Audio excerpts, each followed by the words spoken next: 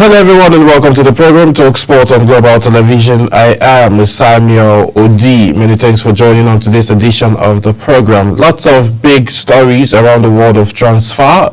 Bayern Munich having conversations around loan transfer and also a buy option for Jackson, who plays for Chelsea. And also we've seen Nigerian's captain, that's talking about the captain of the Super Falcons, Aziza to Charlotte, has completed a move to Paris Saint-Germain. Congratulations to her on that move. And yesterday we saw an interesting matchup where Newcastle and Liverpool traded tackles in the EPL, and a Nigerian boy, 16-year-old Nigerian, was a hero for the night, where he came off in the 94th minute from the bench to give Liverpool a decisive win, featuring first game ever and also helping his team win a crucial match in the 100th minute. That's something very interesting, and he's very, very much eligible to play for Nigeria. So NFF, Eric Chell, call him if you haven't called him.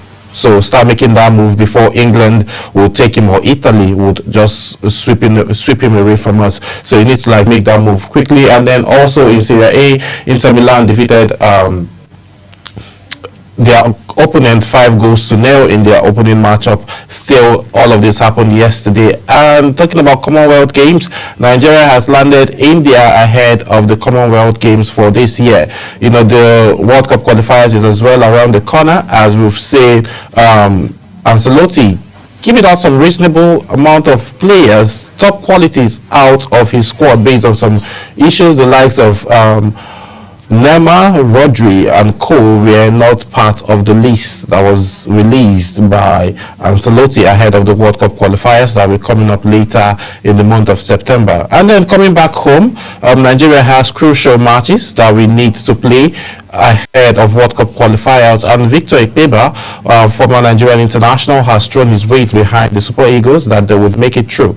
And then on the other note, the manager of the team, that's talking about Eric Chell, has commented on the fact that he is going to silence haters, that's those that are thinking he will not be able to make it through to the World Cup. There's actually a very big conversation going on, and he also said that even if he doesn't go through and make it through, that the NFF will still have to pay him what the contract entails. We'll still have all of those conversations and more, have conversations transfer windows where we would want to figure out what next, what step Ademola Lookman and Victor Boniface will be taking, since Atlanta hasn't given a final verdict on Ademola Lookman's move, and also Bayer Leverkusen, we don't know what they are saying yet, as Victor Boniface, I beg your pardon, failed the medicals based on the previous injuries he has had for now. So we're going on a quick break, and then when we return back, we'll have all of these conversations and more. Stay with us.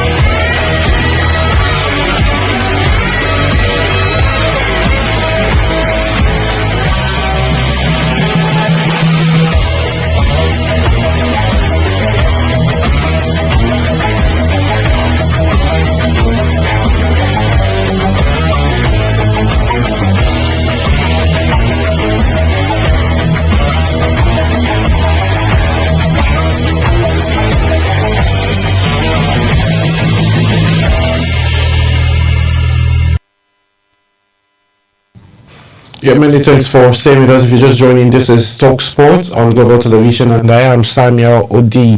Now, let's get right into the conversation. Nigeria storms India for Commonwealth Weightlifting Championship. Nigeria has arrived in Ahmedabad, India, for the 2025 Commonwealth Weightlifting Championship, a week-long competition that also starts qualifier for next year's Commonwealth Games in Glasgow, Scotland. The Nigerian contingent comprises 12 lifters across multiple categories with a mix of debutants and experienced campaigners.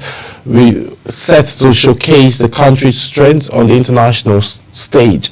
Among them are Ruth Asukwo, women's category, 48 kgs, and Ededion Omofia, a men's category, 67 kg, both from Akwa Ibom State, while Asukwa will be making her international debut. Omofia returns for his second championship, having first competed in Usyk in 2021, where he qualified for Bridgeham 2022 and went on to win a bronze medal. The full squad includes Omolola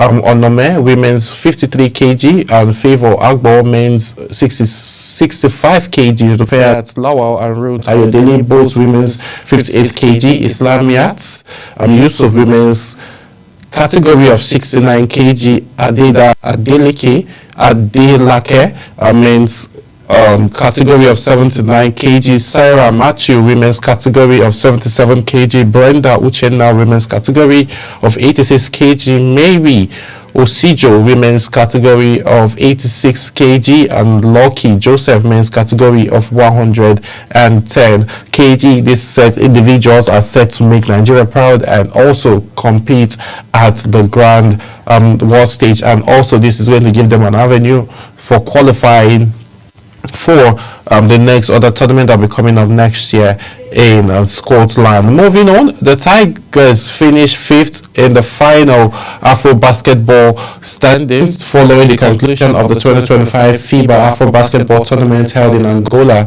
Nigerian senior men's team, the Tigers, finished in a commendable 5th position on the final standings after a 13-day event. The tournament, which ran from August the 12th to 24th in the Southern African nation, saw the host defeat Mali 70-43 in the final to win the 12th continental title. The victory also saw Angola become the most successful nation in FIBA Afro basketball history as they finished their campaign as the only team to go through the entire tournament unbeaten.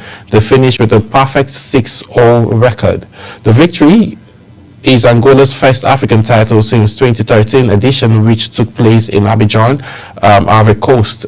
As for the Tigers, their 20th appearance at the competition ended in the quarterfinal stage, having suffered a 91-75 defeat in the hands of eventually bronze medal winners Senegal. And then the trajectory continued like that. So the season has come to an end. That's talking about the 2025 Afro Basketball Championship that was held in Angola, and then Angola, the host country, emerged victorious. So we'll see how the Tigers will bounce back from this, as over a decade ago they won their last title, and then we see how the year 2026 coming around the corner where we'll see another Afro Basketball Championship, and we'll see how the Tigers would react and what mentality they will use in going further into the championship. So outside basketball now, let's talk quick boxing, as Itorama set for, that's talking about Moses, now set for ring return in December. Heavyweight sensation Moses Itorama is set for a ring return in December, with manager Francis Warren confirming the WBO #1 contender will fight in front of British audience following his debut in Riyadh. Ron, son of Queen Berry's promoter Frank, spoke of his pride after the teenager demolished veteran Daniel White in just one round earlier this month, and outlined potential opponents for the next step in Moses' repaid accent. The world's the words his boy Oster won for talking boxing news. I'm immensely proud of him for what he did, not just on the fight night, but the way he conducted himself during the fight week. His consummate professional was next reach this watch the space, he says. So looking at it now, Moses is ready to actually take over the world of boxing, but there's this controversy going on within the world of boxing and UFC that's talking about you mixed martial arts, that the boxers don't make as much money as the UFC guys makes. That's like the lower guys in the UFC are like in the same category with the likes of Davies and Ryan, the rest of them, Ryan Garcia and the rest of them, in terms of making money. That's talking about the middleweight and the featherweight, and the lightweight. So that's where these guys are categorized. But in the world of boxing, these individuals now are the top guys that are making more money. So this controversy is still ongoing, that it's not everybody that makes the kind of money that the likes of Anthony Joshua, Tyson Fury, and also Mayweather makes in the world of boxing. That people shouldn't categorize it like that. That the UFC guys makes more money. So we'll see how all of these pan out in the nearest future. So moving away from track and field, Commonwealth, basketball, and boxing, let's go quickly into football, as Rivers United won't make last season's mistake. This is coming directly from the head coach, Finidi George. Rivers United coach Finidi George has vowed that his side will not repeat last season's mistake after finishing runners-up to Remo Stars as they set out in pursuit of the 2025-2026 Nigerian Premier Football League title. The Pride of Rivers kicked off the new season last Friday against the champions, ending a 1-1 draw at the MKO Abiola Sporting Arena. It was a good start for the 2022 champions, who extended their dominance over Remo Stars. They have won 7 of their 11 previous meetings before Friday, while Remo have only won 1. Before the game, Finidi reflected on their chance of challenging for the title this season after finishing 7 points behind Remo Stars last season. So looking at this now, this was what was said actually that made them almost lose focus. That's talking about Rivers United. Now they played in CAF and then they struggled, they lost a lot of games, and then when they got knocked out in the quarterfinal stages in CAF, then all of their attentions were focused more to the MPFL. But when they were losing matches in the MPFL, Remo Stars were winning their matches, gaining points, and the moment they climbed to that number 1 position on the Premier League standings, they made sure they kept between 10 points gap to the second. You understand what I'm saying? Now they are number 1 and then number 2. Let's say Rivers United are number 2. They made sure they had 10 points gap, but the Rivers United were only able to cover up 3 points. That was why they were able to settle, and then the season ended with just a 7-point gap. But Remo Stars, they made sure they left a reasonable amount of space, so as anybody even chasing them, you would have up to like 10 points. You have up to like 3 matches to play and win, and probably get a draw, before you would be able to match up or even exceed them and top the league. So they made sure they were very, very strategic. Kudos to the technical team of Remo Stars. That was for everything they did last season. They were very crucial, they were very technical, and also the players also made sure that margin of 10 points gap was there, and that was the main reason I feel Remo Stars won the last season's Nigerian Professional Football League title. But looking at Rivers United right now as it stands, they have lots of time, and then all of their attention is focused more on the domestic league, which is the Nigerian Professional Football League. So we'll see how all of this will pan out. Like I rightly said yesterday and earlier today, that the season is just starting. We will see how all of this will pan out in the next couple of months, and then at that point we will start having conversations on who might be able to actually win any of this trophies. So we'll see how all of that pans out shortly as matches unfold and competition gets intense and teams battling it hard to stay on top. So moving on, 2026 World Cup qualifiers, Super Eagles will beat Rwanda, South Africa. This is coming from Victor Ikpeba, that's former Nigerian international. Victor Ikpeba has backed the Super Eagles to get their 2026 FIFA World Cup qualification campaign back on track with victories over Rwanda and South Africa. Eric Chille's side have recorded just one win from 6 games in the qualifying series. The West African occupy 4th position in their group with 7 points from 6 games. Nigeria will welcome the Rwandans in the match day 7 encounter at the Godswill Akpabio International Stadium, Uyo, on Saturday, September the 6th. They will travel to Bloemfontein for 4 days later for the clash with Bafana of South Africa. Ikpeba believe the Super Eagles will get the job done in the coming games. There is pride, determination and honor to play for your country. I believe these boys are now ready and determined to do the job against Rwanda and South Africa, the former Moroccan striker said to reporters. The Super Eagles camp for both games will open next week, Monday. Well, it's very encouraging to see, one of Nigeria's finest players and former international, making his stance that yes, he believes in the system, he believes in the boys, and he knows that they are going to do well. Well, you believe in the boys. We saw what they did. Well, I don't know what boys you're believing in for now, but I agree with you that the Super Eagles A team, that's the actual guys, who should be able to make Nigeria proud by qualifying, because it's very, very crucial.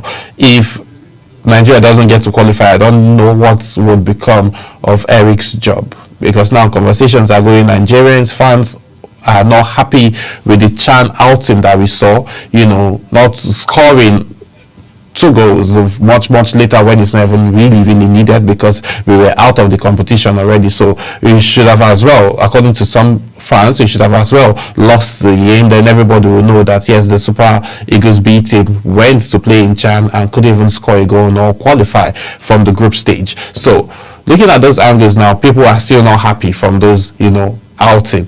But now, having a former international, throw his weight behind Nigeria now is giving a different vibe. It's giving a different momentum. It's giving a different approach that, okay, something might happen, And then following suit, still talking World Cup qualifiers, Chelle vows to prove doubters wrong. Now, how do you intend to do that? Super Eagles coach Eric Chelle says the team will pull up some surprises in the remaining 4 games of the 2026 World Cup qualifiers, despite being written off in the race to the tournament, which will be played in US, Canada and Mexico. After 6 matches, the Super Eagles are 4th in their qualifying Group C with 6 points behind South Africa, who lead the group with 13 points. Chile has only managed 2 of their first 6 games in the series, beating Rwanda 2-0 in Kigali before unfortunately played a 1-1 draw against Zimbabwe in Uyo in the month of March. The previous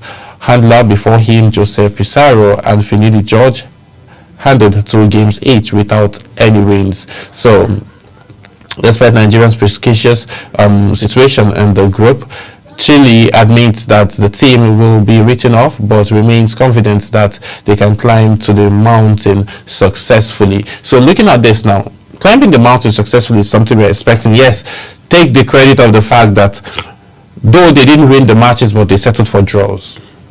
That's one. Now you've played 2, you won 1, and then you drew 1, which is still okay. But now let's see what would happen, because it's very, very crucial. These games are the decider of, okay, will Nigeria, the Super Eagles, make it to Canada, Mexico and US come 2026 in the month of September, which is just a couple of days. In the next couple of days, that is when we'll be expecting to know what the future holds. And now NFF are having concerns, fans are having concerns, because we Nigerians are really not happy and pleased with the recent outing of the Super Eagles B team. Now the problem now that has been asked is it that the home-based players were not hungry enough to win, or they were not, playing properly, or it was the tactics of the coach that made them play the way they played? At the end of the day now, we're going to find out, because this qualifying match now determines if Eric is actually going to continue being the Super Eagles coach. Obviously, like, it's literally glaring, because if you don't get to qualify, I really don't know what you are doing. And then it boils out to that conversation of bringing a foreign coach who cannot get the job done.